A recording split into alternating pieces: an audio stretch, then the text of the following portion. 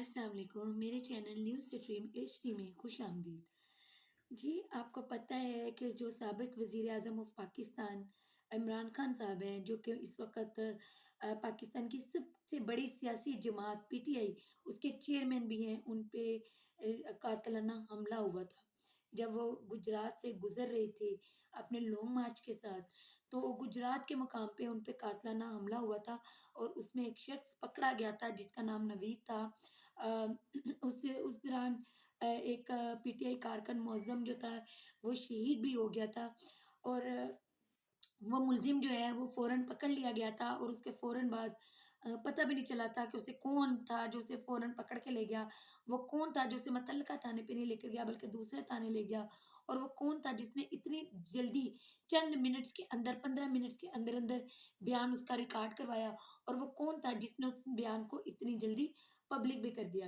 تو یہ سارے راز وہ ہیں جن پہ ابھی پردہ اٹھنا باقی ہے، لیکن اس کے بعد وہ بیان پبلک ہوا، اور اس کے بعد یہ بات جو ہے وہ آئی گئی ہوگی، پس منظر میں ہی چلی گئی، اس کا کم و بیشی ذکر ملا۔ اس کے بعد اب یہ ایک نئی اپڈیٹ آئی ہے اس معاملے میں کہ جو ملزم نوید ہے ان کا پولیگرافک ٹیسٹ ہوا ہے۔ تو پولیگرافک ٹیسٹ کیا ہے، میں آپ کو پہلے یہ بتاتی چلوں۔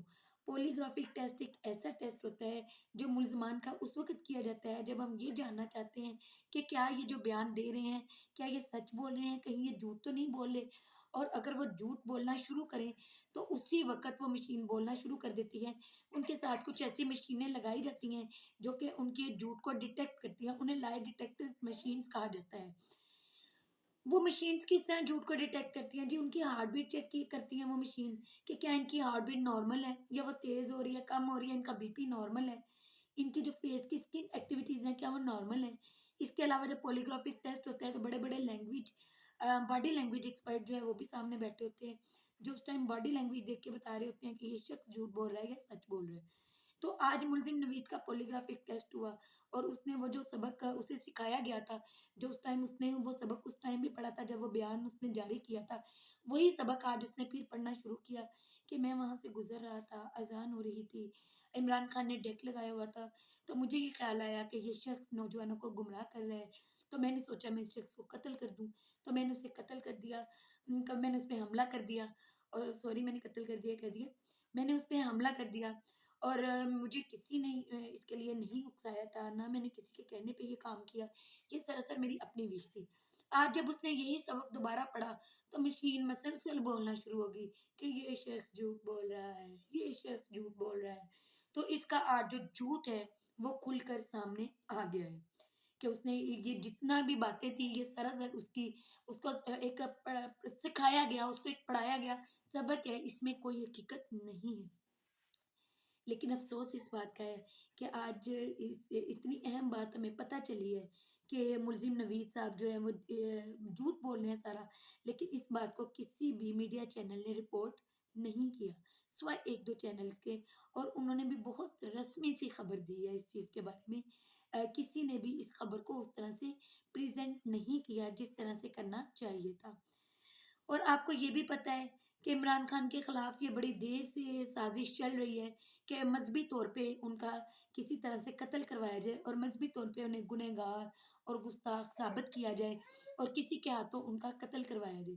جیسے کہ فضل الرحمان کا بھی آپ کو پتہ ہے، انہوں نے اپنی تقریر میں اس قدر گندے اور غلیظ الفاظ استعمال کیے تھے، نہ صرف عمران خان کے خلاف بلکہ ان کے سپورٹرز کے خلاف، اور بلکہ انہوں نے تو تمام پاکستان کی خواتین کی بے حرمتی کی تھی۔ وہ الفاظ اس قدر غلیظ تھے کہ میں اپنی ویڈیو میں اس کا ذکر کرنا بھی پسند نہیں کروں گی، میں ان الفاظ کو نہیں دہراؤں گی۔ تو مولانا فضل الرحمان نے اس سے کوشش کی تھی کہ جو گروپ، جو ان کے فالوورز کا گروپ جو ان کو سن رہے ہیں، ان کو اشتعال دلایا جائے اور ان کے اندر جو نفرت انگیز جذبات ہیں ان کو ابھارا جائے، عمران خان کے خلاف جو نفرت انگیز جذبات ہیں ان کو ابھارا جائے۔ اس کے بعد نون لیگ کی طرف سے بھی باقاعدہ طور پہ بھی گمراہ کا لفظ بار بار استعمال ہوتا رہا کہ عمران خان نوجوانوں کو گمراہ کر رہے ہیں، عمران خان گمراہ کر رہے ہیں، عمران خان گستاخ ہے، عمران خان ایسا مسلمان ہے، عمران خان ویسا مسلمان ہے۔ تو ان کے بھی مختلف کارکنوں کی طرف سے یہ چیز واضح طور پہ سامنے نظر آئی۔ حالیہ طور پہ بھی شہباز شریف صاحب نے ایک بیان میں کہا، یہ توشہ خانہ کیس میں جو گڑی چوری کا کیس ان پہ ڈالنے کی نون لیگ ایک ناکام کوشش کر رہی ہے، شہباز شریف نے اس میں کہا کہ جی دیکھیں اس نے وہ گڑی بیچنے کی کوشش کی کہ جس میں خانہ کعبہ کی تصویر بنی ہوئی تھی، یعنی کہ اگر جس چیز میں خانہ کعبہ کی تصویر بنی ہو تو اس چیز کو اگر بیچا جائے تو یہ ایک گناہ ہے. انہوں نے یہ ظاہر کرنے کی کوشش کی، یہ بیانیہ بنانے کی کوشش کی.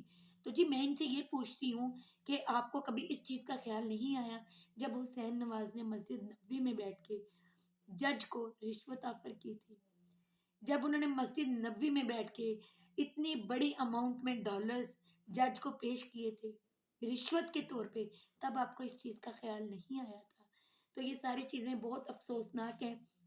اور لیکن میں ایڈمائر کرنا چاہوں گی مشیر داخلہ سرفراز چیمہ صاحب کو، جنہوں نے انتہائی پریشر ہونے کے باوجود اس خبر کو ڈسکلوز کیا، بتایا کہ ملزم نوید کا پولیگرافک ٹیسٹ کا رزلٹ یہ آیا ہے، وہ شخص جھوٹ بول رہا ہے.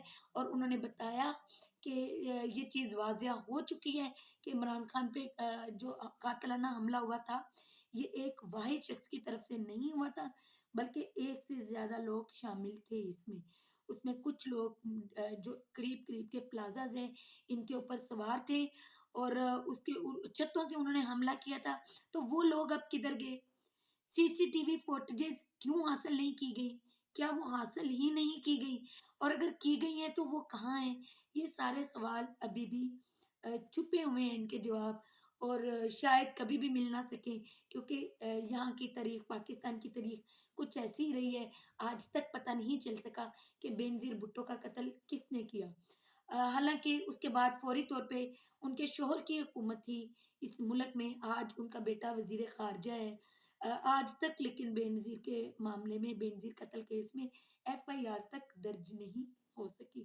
لیاقت علی خان کا قتل ہوا، اس کے بارے میں بھی کسی کو کچھ پتا نہیں چل سکا. تو عمران خان بھی اسی طرح ایک بڑے مقبول لیڈر تھے، بلکہ ان سے بھی زیادہ مقبول ہے، بینظیر سے بھی زیادہ.